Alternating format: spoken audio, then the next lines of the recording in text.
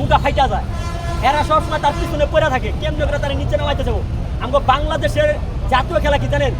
হাডুডু। কেউ যদি একটু উপর উঠবার যায় তখন তার নিচে ডাইমা আনে।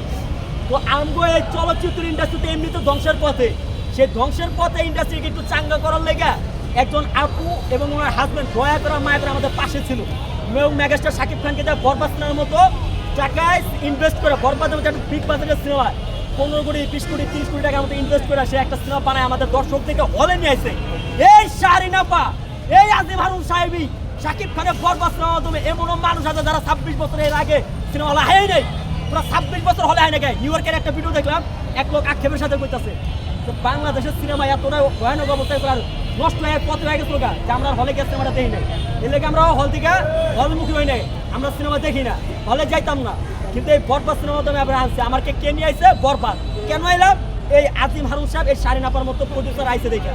এবং দেখেন ভাই, এই শাহরিন আপার হারুন সাহেব, আজিম হারুন সাহেব আর শাহরিন আক্তার সুমি আপু, ওনারা যে টাকাটা বরবাদ সিনেমা ইনভেস্ট করছে, এই টাকাটা যদি বরবাদ সিনেমা ইনভেস্ট না কইরা ঢাকার শহরে মনে করেন যে 2 কাঠা জমি কিনা 10 তলা 20 তলা বিল্ডিং বানায় পায়ের উপর পা ফালা খাইতে পারতো, কোনো যায় তো না ভাই। এন্টারটেনমেন্ট বিনোদন দরকার ভাই।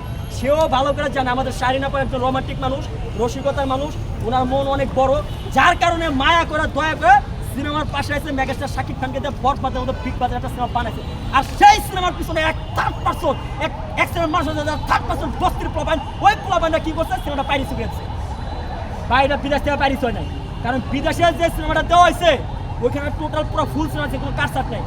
আর অনলাইনে যেটা পাইরিস হয়েছে ভাই একবারে এইচডি কোয়ালিটি, আলট্রা কোয়ালিটি, হলে যেটা মেন কোয়ালিটি ভাইরাস হয়েছে এটা বাংলাদেশে করছে। এটা যারা করছে তারা একমাত্র সিনেমার ক্ষতি করবার চাইছে, শাকিব খানের কেরিয়ার নষ্ট করে দেবার চাইছে। এই তো বলছে ভাই 100 কোটি ক্লাবে যাবো গা, অলরেডি 80 ক্রস করে ফেলাইছে, আর মাত্র 17 থেকে 18 কোটি হইলে পরে আমার জানার মতে 100 কোটি ক্লাবে যাবে।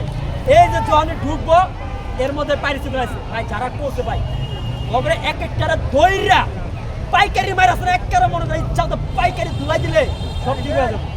ওপরে সবার আইনের আওতায় নইব এবং 10 বছরের জেল দিতে। আর যদি 10 বছরে না হয়, এই সিনেমার 100 কোটি বাজারে হইতে যত টাকা লাগে প্রত্যেকটা টাকা তাদের কাছে সুদে আসলে উসুলে সব কিছু উঠে নিতে বাংলা কথা। আরে ভাই আমরা সিনেমা হলে 500 টাকার টিকিট কাটা সিনেমা দেখি, তারপর 12 বার 500 টাকা দেখবার গেলে তাও 3000 টাকা, এই সরি 6000 টাকা। 500 টাকা দেখবার গেলে তাও 6000 টাকা। এই 6000 টাকা খরচ করে আমরা সিনেপ্লেক্সে সিনেমা দেখি। আর তোমরা আমি মামুর বাড়ির আবদার আই পাইরেসি সবাই